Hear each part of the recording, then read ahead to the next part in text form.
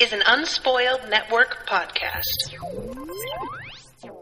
This is Spoil Me, covering The Dark Lord of Derkholm by Diana Wynne Jones, sponsored by Patricia. In this episode, I am very excited to be starting a new Diana Wynne Jones book, and when I say that this one is very different than the previous one, Fire and Hemlock, I do not know that there is a dramatic enough way to state that, to get across just how different it is. Welcome to Spoil Me.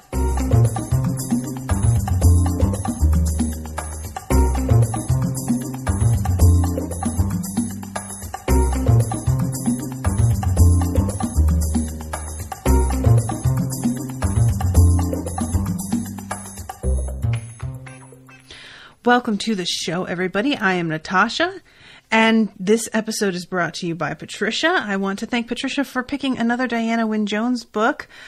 She had picked Good Omens initially, which some of you who have been seeing the news about Good Omens and all of the press releases and photos and costume tests that have been coming out had asked me about it, and I covered Good Omens for the book club. It was actually either the first or second, I think it might be the second book that I ever covered. I think the very first one was World War Z. So yeah, if you are into the fantastical stylings of Neil Gaiman and Terry Pratchett, definitely check that one out. I'm realizing as I go on and read more that I'm definitely more of a Pratchett girl. But this is not the Pratchett and Gaiman podcast, so let's talk about Diana Wynne Jones. So this book is crazy town banana pants so far. I am always a fan, and it's one of those things that I realize, like, I do really like this. It's the kind of thing that frustrates me, but it frustrates me in a good way where it pushes me to continue reading. I am a pretty big fan of getting dropped into the middle of situations and having to figure out what the fuck is going on. So I am not going to cover these chapters in the way that they are written because I want to start off by addressing what's going on with you guys instead of talking about it in order, because we sort of start things from one end. So what is going on here is that there is a thing called the tours, the pilgrim tours, that happens apparently like during a given like season of the year. And these tours are spearheaded by a man named Mr.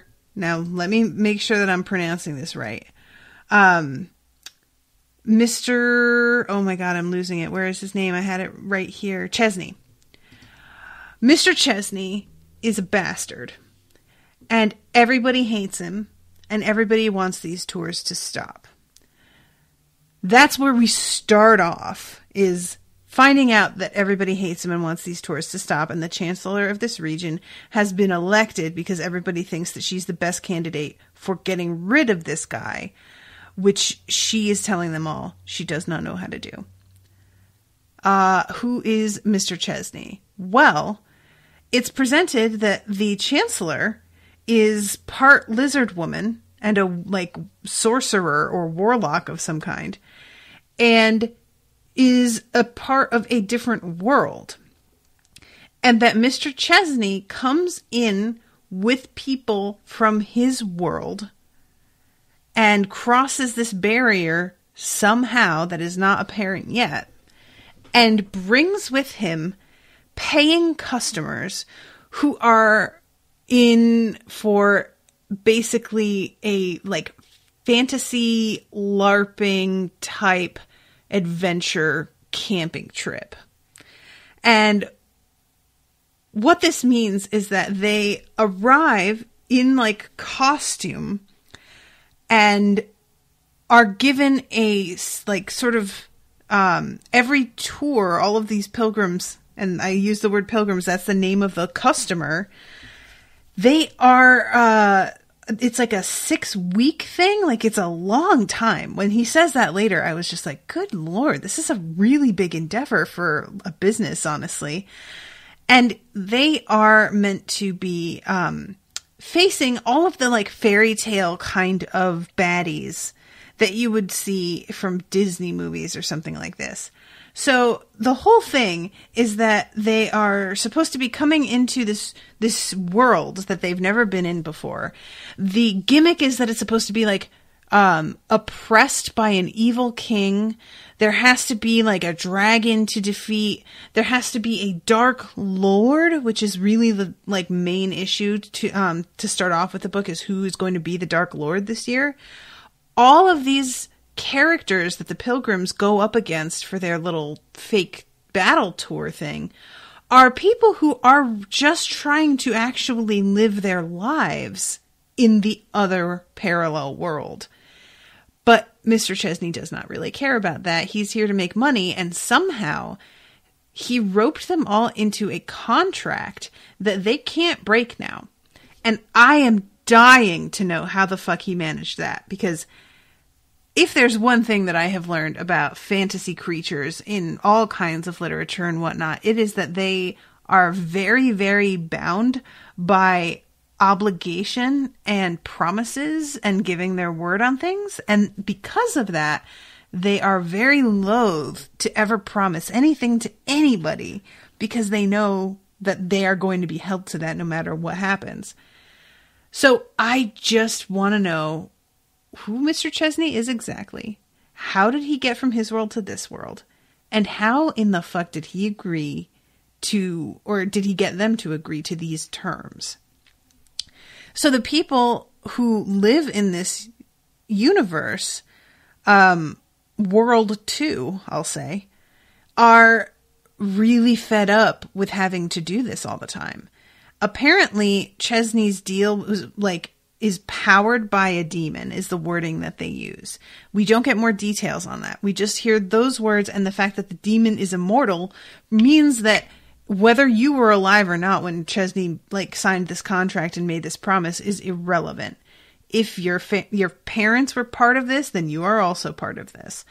So there are kids growing up in this second world who are aware that like one of their full-time jobs is going to be dealing with the pilgrim tours. And every year it's different people who are elected to play different roles. There's the glamorous seductress. So glamorous seductress, Dark Lord, evil king. We've got the dragons. There's another title that they use at one point. And these are all roles that are very cliched.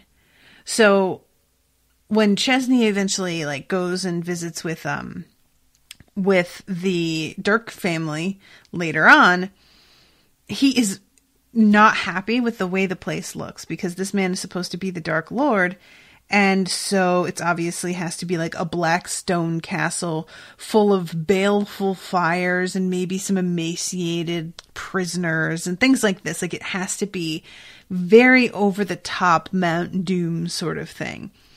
And the people who are living in the village that the pilgrims will be coming through when they first arrive, Chesney is concerned that that village looks too prosperous, that it looks like they even have electric light, which simply cannot be allowed. They are going to arrive expecting poverty and distress, and that he needs them to be satisfied on that. So we're going to have to take down all of these lights, or at least make an illusion that's convincing that they don't have electric light, that it's all candles and lanterns and whatever. And I'm guessing it's not specifically stated, but I'm guessing the role of these pilgrims is to free the oppressed commoners from the grip of the tyrants of the evil king and the Dark Lord. Which, okay, let's be honest, all of us here. If this was really a thing, like a real thing, you know you'd do it, right? Like we would all definitely be signing up for this. Like I can't even be mad about it, even though I do hate Chesney, don't get me wrong. This sounds rad as hell, and I definitely want to be part of it. It's like if they decided that they were going to turn what was left of the sets from The Hobbit in New Zealand into an interactive virtual, like, I was going to say virtual video game, but it's not virtual. It's like a Westworld. I would love to see a Westworld that was fantasy based. Like, I can't even believe that did not occur to me. I've been covering Westworld for a minute now, and I never even thought about that aspect of it. And this is very, very compelling, and I would love it to death. I'm like already like thinking about all of the different things you could do. I mean, it's basically a video game, right? But better, because you're going, and it takes a long time. So you really feel like you've done something epic, because it's 6 weeks of different quests and different like adventures and different towns and villages and castles and homes and whatever. Yeah, you know what? This does sound pretty rad. I can understand why people are signing up for this, and I bet Chesney's making a bunch of money. And the thing is that all of the people in World 2 who are participating are being paid to do it, but they're being paid insufficiently, because everything that they lose when the pilgrims like come through and completely decimate their homes and their fields of grain and whatever, it's not enough to cover it when they get paid. So I'm going to read you some portions of this, because I just don't feel like I can do them justice paraphrasing them. I feel like you have to get the full use of her words here. It is clear to me that things have gone from bad to intolerable to crisis point, and that something must be done. Here I have 46 petitions from all the male wizards attached to the university and 22 from other male magic users, each pleading chronic overwork. This pile is 3 letters signed by over 100 female wizards who claim they are being denied equal rights. They are accurate. Mr. Chesney does not think females can be wizards. This is from the kings. Every monarch in the world has written to me at least once protesting at what the tours do to their kingdoms. It is probably only necessary to quote from one. And so a king steps forward, King Luther. My kingdom is being ravaged. I have been selected as evil king 15 times in the last 20 years, with the result that I have a tour through there once a week, invading my court and trying to kill me or my courtiers. My wife has left me and taken the children with her for safety. The towns and countryside are being devastated. If the army of the Dark Lord doesn't march through and sack my city, then the forces of good do it next time.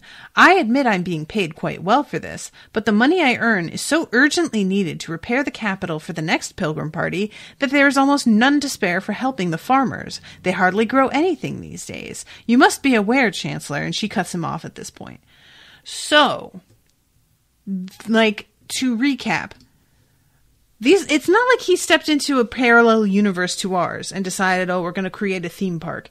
This is a parallel universe where all of the things in high fantasy do exist. There are dragons and magic and wizards and griffins and all of this stuff. However, they are peaceful, decent people for the most part who just want to be left the fuck alone. And somehow, I don't know how this dude stumbled across this and has managed to make a deal with them. And here's the part that because she says something about how I've thought really long and hard about how we're going to be able to stop him. And what I have come up with is that we can't. I genuinely don't know how we could do it, which everyone's really disappointed by. She really thought that she was they really thought that she was going to be the one who could stand up to him, and that was why she got elected to the chancellor position. So perhaps I should remind you that Mr. Chesney's decisions are supported by an extremely powerful demon. All the signs are that he made a pact with it when he first started the tours. Yes, but that was 40 years ago, objected the young emperor of the South. Some of us weren't born then. Why should I have to keep doing what the demon made my grandfather do? Don't be foolish, Kirita snapped. Demons are immortal. But Mr. Chesney isn't, argued the young emperor. Possibly he isn't, but I've heard he has children being groomed to take over after him. Don't speak like that outside this room. Mr. Chesney does not like to hear anyone being less than enthusiastic about his pilgrims, and we do not mention the demon. Have I made myself plain? The tour agents have been in this world for over a month, and the arrangements for this year's tours are almost complete. Mr. Chesney is due here himself tomorrow to give the Dark Lord and the Wizard Guides their final briefings. The purpose of this meeting is supposed to be to appoint this year's Dark Lord. So, nobody wants to be Dark Lord, and we have not yet learned as readers what that entails exactly. Does being Dark Lord mean that you are actually killed or close to killed, or that because you played one role already that you're like exiled because you can't be used again because you were such a huge character? Like, I'm not clear on this, but nobody seems to want the job. And maybe it's just because it's such a huge task, because you are like the big bad, that it's a giant pain in the ass. It could just be that simple. So they decide, and querida, which I love. Querida is like a term of endearment in Spanish. It's kind of like being like my sweetheart or something, my dear one. So I love that that's her name. Querida proposes that they go and speak to the oracles and ask them who they should make Dark Lord. And I love that there's little bits of like weird politics strewn out throughout here. Madam Chancellor, I understood that the oracles were set up for Mr. Chesney by wizards of the university and by a former high priest who asked the gods to speak through the oracles, Querida agreed. Is there any reason why that shouldn't work, Reverend Umru? Well, mightn't the oracles in that case be biased?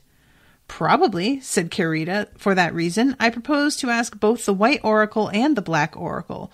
They will say two different things, and we will do them both. 2 Dark Lords? If necessary, said Querida. Anything it takes. So, she takes some of her like most trusted people to go visit these oracles. Spoiler alert, it's weird as hell. First of all, they have to go through this like portal kind of thing that makes it look like they all just disappeared. When they come out the other side of it, it's blazing hot, which Querida is fine with because she's part lizard and this is her jam, and everybody else is fucking miserable. And they go into one building, and there's like this white light kind of in front of their eyes, even though it's very dark, that everybody assumes is like the trick from being in bright sunlight and then going to dark where your eyes are playing tricks. But then it sort of coalesces into this white being who they ask the question of. And this oracle says that they need to make whoever they see first after leaving, that person has to be the Dark Lord. So they're like, all right, that's what we'll do. And on to the Black Oracle. So they go to that one, and the Black Oracle is like kind of it's a shadow being. When they leave the White Oracles, there's a scrap of like silk on the ground that says, be careful what you wish for, you might get it. After they go and consult the Black Oracle, this guy says that they need to make the second person that they see into the leader for the wizard tours. And they find another piece of paper on the ground that says, be careful what you wish for, you might get it. So apparently both of these oracles are on the same wavelength in some ways, even if they gave very different answers to the question. And they're all sort of standing around because they had gone out from the White Oracle to the Black, and they didn't see another soul. So they all assume, like, all right, I guess it means that the first person that we see when we return from our, like, sojourn into Oracle Land. But then they meet Dirk. So I'm going to jump ahead a little bit here. Oh, Patricia's here finally. Hi, Patricia. Yay. So I thought that this guy was going to be a stranger to them, but it turns out that a couple people know who this dude is. I'm trying to find... Okay, a man was just coming up out of the temple of the White Oracle. He was a tall, fattish, mild-faced man dressed in the kind of clothes farmers wore. He was edging sideways out of the narrow entrance with one arm up to shade his eyes, but they could all see his face quite clearly. Barnabas said, "Oh, no," and King Luther said, "I'll be damned." Umru shook his head. "Be careful what you ask for," he sighed. Carita drew in a little hiss of breath. "What's the matter?" asked Regin. "Who is he? Who are they, I mean," he added, as someone else squeezed out of the white doorway behind the wide man. This person was a boy of about 14 who looked rather like the man, except that he was skinny where the man was wide. As Regin asked, the man rounded on the boy. "There," he said, "you're answered. Satisfied?" "No, I am not," said the boy. "I've never heard of this person. Who is he?" "Goodness knows," replied the man, "but he's known at the university, so it's quite clear you're not going to the university to learn your wizardry anyway. I was right." "There's no need to look so pleased. You always try to stop me doing what I want." So these two had gone in to see the White Oracle, and the boy asked who was going to train him in magic, and he was given a name that nobody is familiar with. It's not ringing anybody's bells, and thus the answer to this is very unhelpful to him because he just can't do anything about it at the moment. Which, it's reminding me a little bit of like the Complete Guide when they ask what the meaning is of the life, the universe, and everything, and the response is 42. It's an answer that probably means something eventually to somebody, but it is not meaningful right now. And so why didn't I ask more specific questions? And the two of them, this bickering father and son, are the first two people that they see. So we have our Dark Lord and we have the wizard tour master. And these people, well... Dirk is the name of the father. Blade is the name of the son. Dirk is very unhappy to find out that he has been tapped to be Dark Lord. Blade, for his part, is a little bit more ambivalent about it. Like, he seems to take it in stride that he's going to have to do this. And it's inevitable and not, like, fighting it would just be a waste of his time and energy. So he's taking it in much more the way his mother seems to want his father to take it. Because Dirk decides that he's going to dig his heels in really bad. And they get in quite a row over it. And even once Blade has settled down, Dirk has not. And he like walks around the house like just ranting and raving for a while about how there has to be a way out of doing this. And there has to be someone else. And all of this like, you know, denial. Dirk has been, like, when our crew who ran into them is talking about the two of them, Dirk is apparently meant to be a pretty good magician. Like, he's a pretty good wizard. It's just that he is more unconventional, is the word that we want. And so when he was at university, he didn't do super well because he was not following the rules that he was given and wasn't doing the assignments he was told to do and was busy experimenting with things and just generally like making it hard on himself. But also the university seems to focus more on what the tours want. They're teaching according to the pilgrim tour necessities rather than just experimenting with magic and trying different things out. So Dirk is coming into this whole thing with like a different approach to magic in the first place. Plus, I would imagine a chip on his shoulder regarding the tours in general, because the tours are the thing that like took over. It's sort of like the tours are like standardized tests.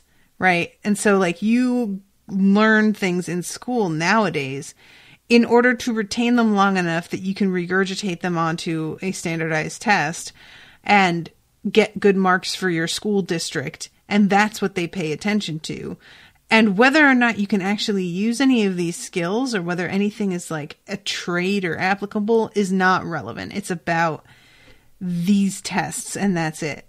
And that's how I feel like Dirk must regard the university, because he's very set against his son going. And later on, there's another girl who I think is his sister. It's hard to remember what relation everyone is to everyone else, and I'll get into that a little bit later, but this girl also wants to go, and he had such a bad time there that he doesn't want to let his kids go, even though he had a bad time because he was a bit of a strange duck, and maybe his kids are not that strange. Maybe, as Blade says later, I just want to learn the normal magic. Like, I'm curious about following the rules and what that looks like. And I found that to be pretty interesting. Like, they are almost, there's so much baggage from their father being the one who tried to walk to the beat of a different drummer that they're actively interested in upholding the status quo, or at the very least learning about it in the first place, because they don't even have that kind of familiarity with it. So that's pretty fun. So I'm going to go into some different things because there's I'm going to find my notes here. Derkholm was in an uproar. Blade's sister Shona was by the stable, saddling 2 of the horses so that Dirk could take her to Bardic College as soon as he got home from the Oracle, when Elda came galloping up with her wings spread, rowing herself along for extra speed, screaming that Dirk was going to be Dark Lord. Can I just tell you what craziness it is as an author to write a sentence like that without first warning us that there are griffins here? Think about this sentence if you don't know this. Elda came galloping up with her wings spread, rowing herself along for extra speed. I read that sentence 4 times before I even understood what was happening. Galloping, but there's wings, rowing? What are you talking about?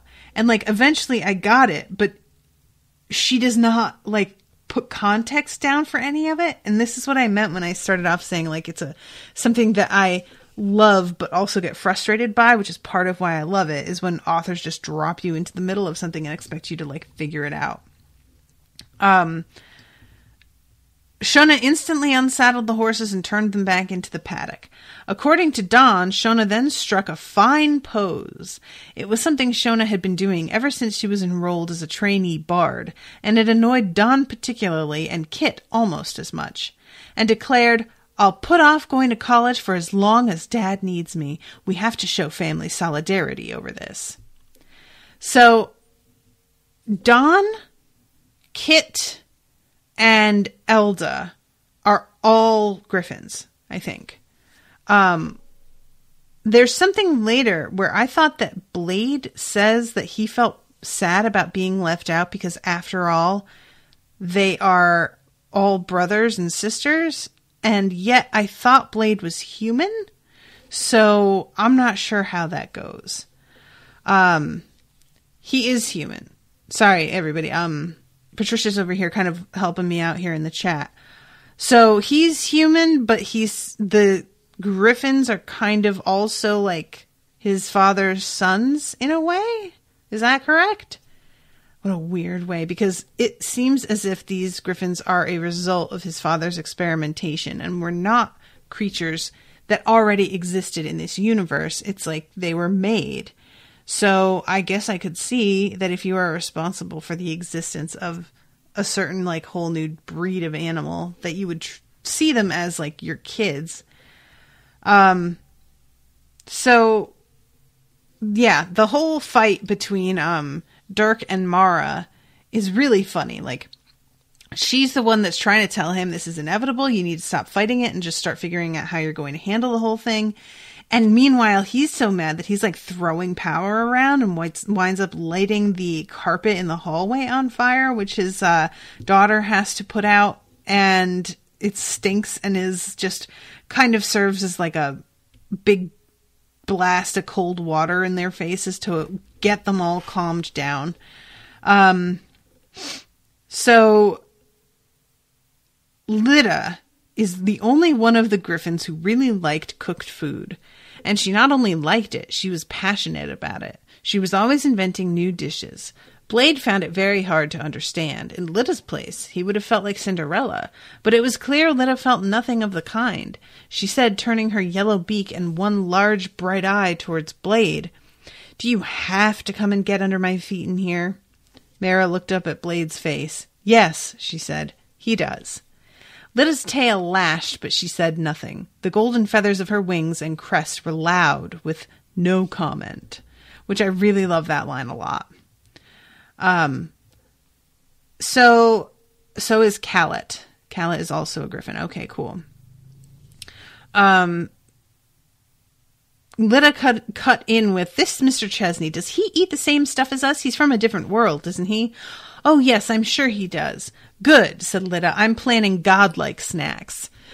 I, from this moment forth, shall refer to my food as godlike, and I hope that everybody follows suit and starts to call my food godlike also." I just love that. So if you're following so far, and I admit that this is pretty confusing to get dropped into as a first-time reader, so I can't imagine how listening to this must be if you are not someone who's super familiar with this book. But I've given you like the basic outline of like the structures of what's happening here. Let's talk about the magic for a second, because it is very different from, say, Dresden Files, where magic is a force of physics in a lot of ways. And while there is some mysticism to it, it's much more based off of like the individual's energy stores and intention and will. And thus is kind of a finite resource. Like, you can become too taxed. Some of the things that you want to try and do would be so difficult as to be next to impossible. And the things that you can do are really not wildly out of the realm of, like, for example, calling up fire or water or wind, things like this, is a very different deal than, say, in Harry Potter, where you can hide entire buildings and you can hide like a whole culture on purpose. Whereas in the Dresden Files, the idea is that people don't want to know about this, and it's in their face if they want to see it, but they don't want to see it, so we can just kind of exist without having to worry. Harry Potter, it's like the opposite, where they feel like people are constantly trying to find them out, and so they need to dissuade them. This place, the way magic works is much more elastic and like free-flowing and sort of almost cartoonish in some ways. And I know it sounds like a pejorative when I use that word, but I do not mean it that way. But you'll see what I mean, because I'm going to read this section. Derek did not come near the house until Blade and Mara were trying to move the garden. It was almost dark by then. Before that, Blade and Mara had tried to stretch the house out to make room for a great hall in the middle. Shauna decided that they needed marble stairs, too, leading into the hall, and sat on the ordinary wooden stairs making drawings of sculptured banisters and sketches of the sorts of clothes Dirk would wear. But before the house was even half long enough, there were alarming creakings and crunchings from all over it. Kit roared a warning, and Don and Elda dashed indoors to say the middle of the roof was dipping downward, spreading the tiles like scales on a fir cone. At the same time, Lyta shrieked that the kitchen was falling in, and Shona shouted that the new marble stairs were swaying. Blade and Mara had to prop the house up and think again. Put everyone out on the terrace, Kit suggested, and make sure it doesn't rain. That way the Griffins can help hand round the food. So, this plan, initially, let's stop and think about the fact that not that this didn't work, but that they were confident enough that this would be possible, that they attempted it at all. They tried to just stretch the house so that they could fit a great hall in the middle. do you not wish that's exactly how renovation worked? That you could just take rooms and just move them and stretch things and widen things. Of course, in this world, it apparently does not work that way either. But stay with me here, because I would love to be able to just treat my house like it was like a Lego set, you know? But yeah, they are moving the garden around and changing the way the road works and the way the path through the garden works, and just the layout of everything is really, really fluid, and they can tweak and mess with all of it. So, all right. This was almost the only help Kit had offered, Blade thought morosely, and he knew it was only because Kit was far too big to be comfortable indoors these days. At least Don and Elda were helping in the kitchen.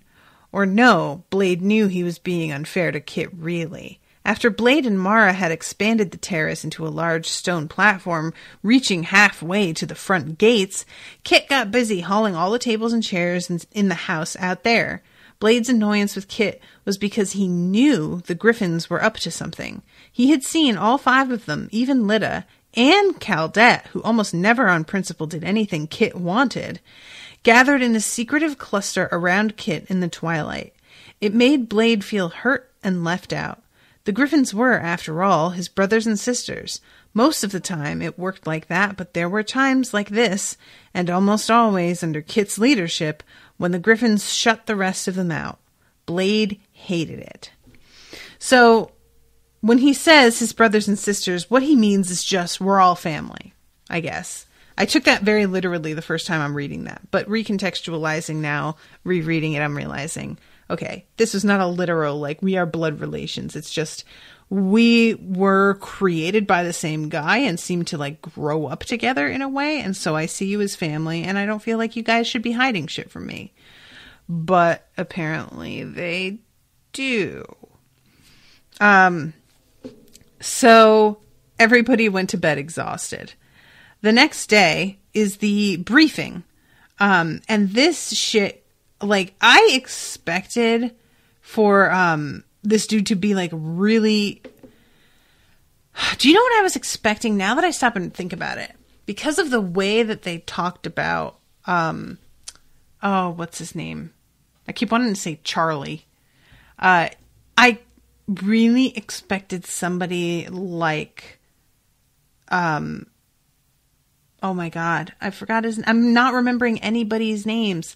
Mr. Chesney. Thank you, Patricia. I really expected Mr. Chesney to be like the Defense Against the Dark Arts teacher in book 2 of Harry Potter. The one who's really full of himself and also kind of a liar. I think Gilderoy Lockhart. Thank you. I kept thinking Lovegood, and I'm like, no, that's Luna. I was expecting a Lockhart type, I think, because of the fact that this is a commercial venture, the Pilgrim tours. So I expected the person who came up with this idea and who was so pushy and intractable about what he did, I thought that person was going to be more of a salesman type, if that makes sense. I thought he was going to be much more like of a shyster who was really interested in the PR and that whole aspect of it. And it turns out that Chesney is like actually like, because underlying all of my expectations for him being more of a salesman was the expectation that everybody being kind of afraid of him was going to be made to seem ridiculous because of how silly a person he was going to turn out to be, if that makes sense. Like, I kind of thought that Wynne Jones was setting the stage for us to be like, this is the dude that you guys are all so afraid of and that you can't find any common ground with and can't compromise with. Are you serious? I was so very wrong. Chesney is the worst kind of businessman. He is somebody with no feeling for the people that are working for him. He does not hear or understand the concerns about some of his requests This kind of shit, okay, I'm going to go off on a tangent, and I swear I'm going to make this brief. Anybody who has worked in a job that has high level management positions that are very broken off and separated from the lower level positions is familiar with this kind of boss. Somebody who does not do this work day to day, who is completely unfamiliar with the way that everything is set up and the rhythms of the business. And they swoop in once or twice a year with these absurd demands and expectations that if you work in that location for a day, you would know are impossible. And yet they continue to ask for them, and they continue to behave as if you not fulfilling your end is sheer defiance. Like you're doing it on purpose because you don't want to be bothered, rather than thinking maybe nobody's doing what you're asking because you can't be done. So fucking Chesney comes in here, and he is just one of those types of people where they have set up this gorgeous, like, expansive garden and all of these, like, roads coming up. And him and his people don't even look twice at it. They don't appreciate any of the huge amount of effort that went into making the home presentable. And by presentable, I mean hugely impressive. He is not impressed. I should mention that as he's coming in, Shona, who is the one that is the bard, and I like that she's specifically, that's like a D&D character role. She is really beautiful and really talented, and Dirk is getting irritated with the fact that she's showing off playing. She's playing the violin. And I love the fact that Dirk, her father, is so irritated with her, because it feels surprising to me that he isn't preening himself and being like, oh, look at my wonderful daughter and all the things that she can do. Her mother defends her, Mara. But Dirk is just like, oh my God, I can't believe that she's doing this. Like, I'm embarrassed for her kind of thing. So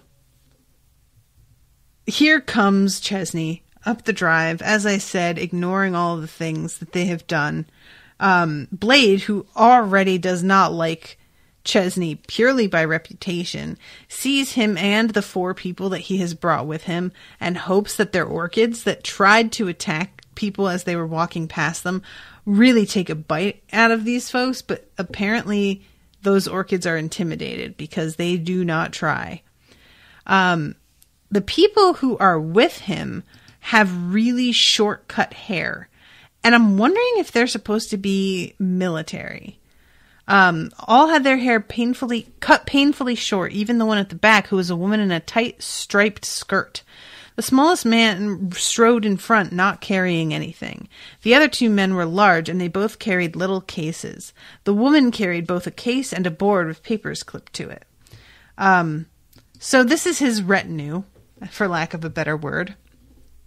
And they swept up the steps. To Blade's disappointment, something seemed to intimidate the orchids. The woman took Mara's empty chair and moved it back so that she could sit almost behind the first man. And this part, like, again, he put out a hand and she put the little case into it without his needing to look, which is part of, like, the efficiency of this whole thing was part of what made me go, are these people, like, military? What is going on here? Good afternoon, he said in a flat, chilly voice. Good afternoon, Mr. Chesney, said nearly every wizard there. Shauna changed from a march to a sentimental ballad full of Treacly swooping. I love Shauna. I love the fact that she's just, like, throwing shade via music. Like, that's just really fun.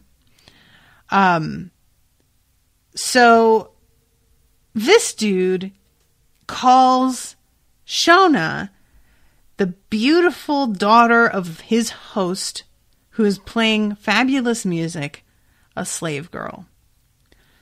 Someone silence that slave girl with the fiddle, please. There was a loud twang as one of Shauna's strings snapped. Her face went white and then flooded bright red. And meanwhile, Dirk is watching all of this, thinking about how this guy is like an army of ants coming in to destroy everything. Getting in there and making it impossible to get them all out again. You mean my daughter, Mr. Chesney? He asked pleasantly. Is she? Said Mr. Chesney. Then you should control her. I object to noise in a business meeting. And while I'm on the subject of control, I must say I am not at all pleased with that village at the end of your valley. You've allowed it to be far too prosperous. Some of the houses even look to have electric light. You must order it pulled down. Ah, I hate him so much right away, out of the gate. Oh my God, I hate him so much.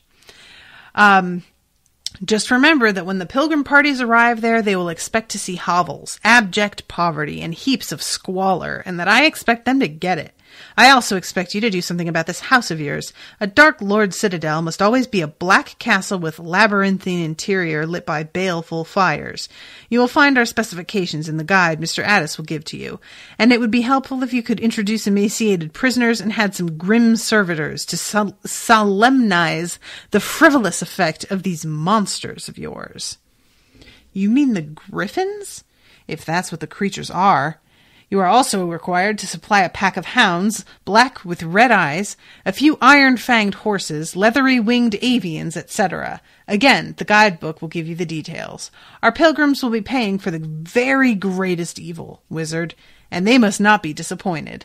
By the same token, you must plow up these gardens and replace them with a gloomy forecourt and pits of balefire, and you'll need the place to be guarded by a suitable demon. I'll supply the demon, Karita put in quickly. Dirk remembered the blue demon as well as Karita did. He turned to give her a grateful look and caught sight of Mara standing behind Karita, looking delighted. Now what, he thought. She knows I can't summon demons. What makes her so happy about it? He thought hard of 6 different diseases an ant might spread and asked Mr. Chesney, Is there anything else? Yes, you yourself, Mr. Chesney said. Your appearance is far too pleasantly human. You will have to take steps to appear as Black Shadow, 9 feet high. Although, as our pilgrims will only expect to meet you at the end of their tour, you need not appear very often. When they do meet you, however, they require to be suitably terrified. Your present appearance is quite inadequate. So, this is the part where he requests something that's straight up impossible. This year I have decided that one of your gods must manifest at least once to every party. An anxious rustle ran around the entire table. Is there some problem with that? Karita was the only person brave enough to answer. There certainly is, Mr. Chesney. Gods don't appear just like that, and I don't think any god has appeared to anyone for at least 40 years. I see no problem there, Mr. Chesney told her. He turned to Dirk. You must have a word with High Priest Umru. Tell him I insist on his deity appearing. And then he starts to read the fucking contract. Failure to supply this year's novelty is covered by Article 29 of our original contract. Yes, here it is. In the event of such failure, all monies otherwise accruing as payment for services rendered over the tour or tours will be withheld by Chesney Pilgrim parties for that year, and the individuals responsible will be fined, in addition to a sum not exceeding 100 gold coins. This means that no one will get paid unless a god appears. Yes, I think there's no problem here. I hate him so much. I hate him so much. Oh my God. So here comes this weird thing that happens, and I'm going to tell you what my theory is on this in a moment. Everybody is drinking and barrels are emptying. So Dirk requests that Calette bring up another barrel, or it's blade actually, my bad. And she does, and apparently Calette is not entirely there. Like, she doesn't seem to be very smart, and she's definitely not quick on her feet in terms of how she thinks of things. And she brings up this barrel, and it turns out to be full of pig's blood, which, no idea what that's about, but I kind of don't want to ask. And this pig's blood gets splashed onto Mr. Chesney. She had brought it up thinking that it was wine, and it gets all over him. It's almost like, I think it was wine and somebody changed it over, like with magic, and made it into something else.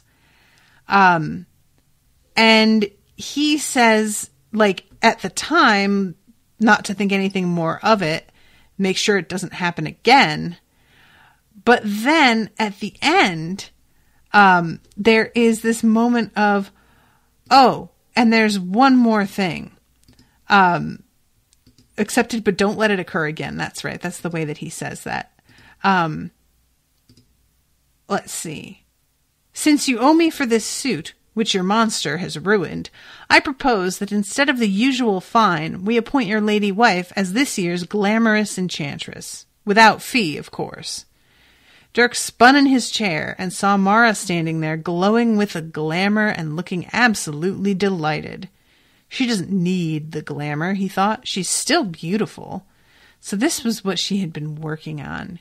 You agree? Asked Mr. Chesney, and before Dirk could say a word, he turned to Carita. You will be standing down from the post this year. Glad to, Carita said dryly, but Dirk kept his eye on her and on Mara and saw Carita was truly pleased. She and Mara were exchanging looks and all but hugging themselves. What's going on? Dirk wondered angrily. So, I feel like this thing with the blood in the barrel was a setup because they wanted her to get, like, conscripted, and they figured that's exactly how Chesney would respond to him getting his suit ruined. I think. That's just a wild theory that I have no backup evidence for of any kind, because I don't know either of them well enough to have any idea what their agenda could possibly be. So... He also talks about, oh man, I'm totally over time here. I'm going to have to wrap this up quickly. I'm not over. Okay, no, I'm fine. He talks about this year's tour is choreographed around the one weakness of the Dark Lord. Each party will pick up clues to the Dark Lord's weak point as it goes around, ending in the retrieval of an object that contains this weakness. This is to be guarded by a dragon in the north, and then going on after the battle to kill the Dark Lord. I'm sure I can count on you to lay 126 clues at each spot marked with an asterisk on the map. And you will, of course, need the same number of objects for the dragon to guard. What kind of objects have you in mind? Any object at your discretion, though we tend to prefer something with a romantic bias, such as a goblet or an orb. But basically, it should be capable of containing the weakness of your choice. Athlete's foot? Asked Dirk. We prefer it to be a magical weakness, or even a moral one. Moral weakness? You mean sloth or something? And this is when he gets interrupted by the blood thing. So I'm really curious what that means. That we want objects with a romantic bent that can contain a moral weakness. I don't even know what that looks like. And 126 of them. God damn. You know, that is too many. Like, I really feel like Wynne Jones has done a good job hammering home just how much of a pain in the ass this is going to be for everybody. So, at this point, with the blood issue, the blood barrel, when Dirk says out loud that it's pig's blood, apparently there's a bunch of pigs on the roof. The roof that almost broke in half because of the magic pulling it to pieces. I'm gonna just...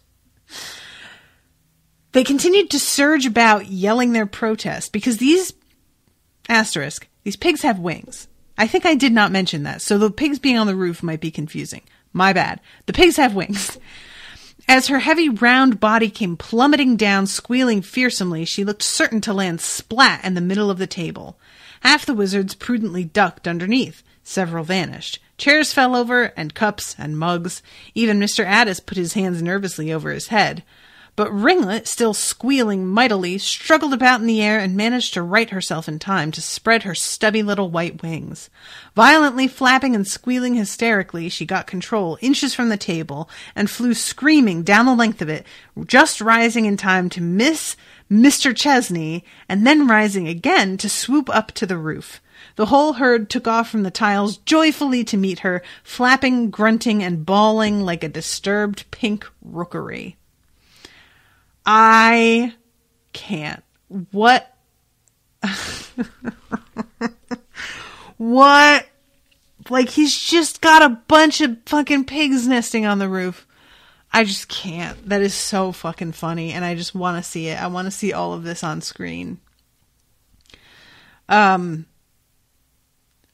Barnabas raised his hand.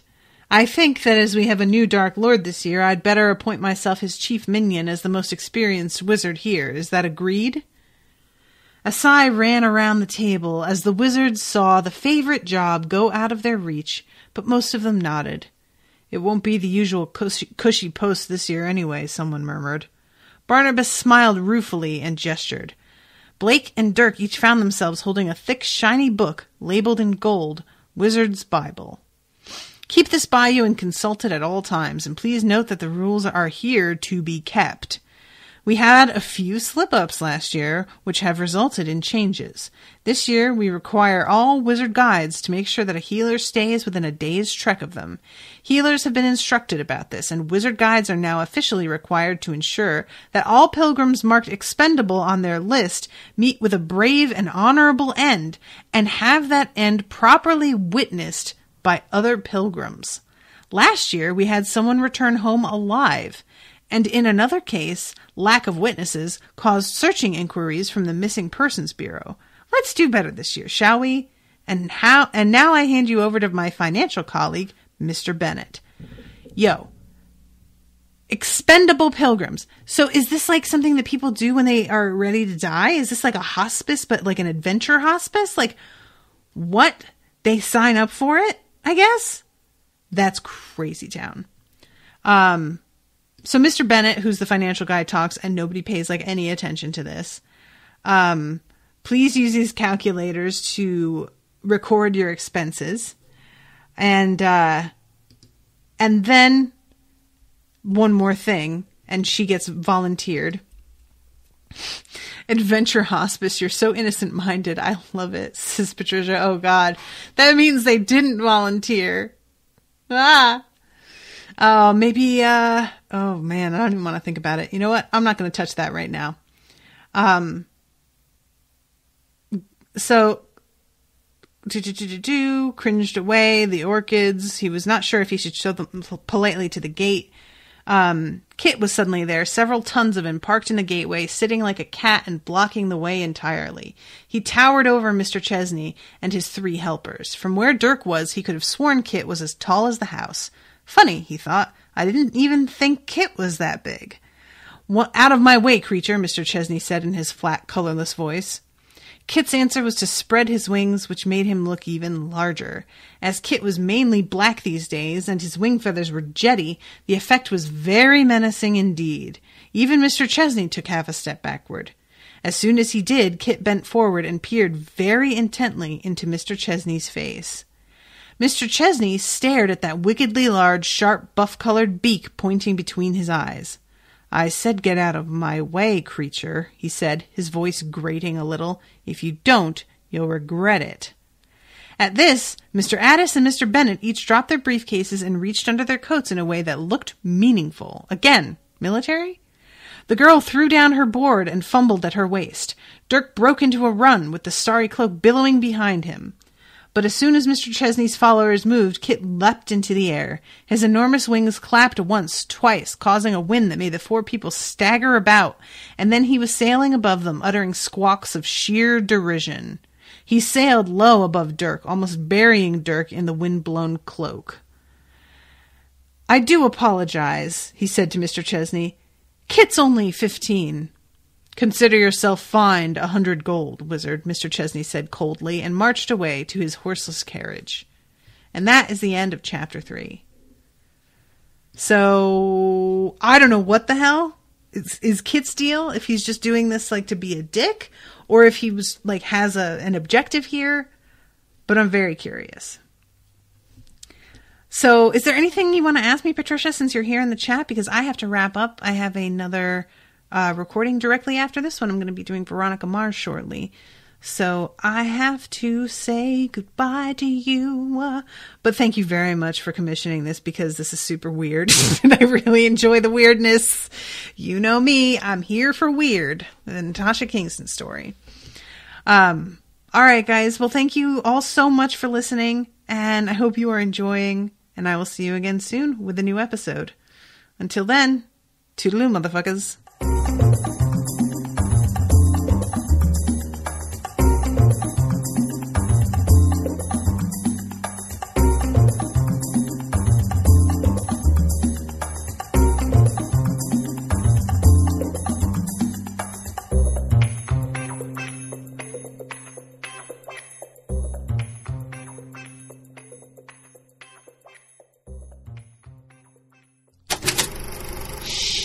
That was an Unspoiled Network podcast.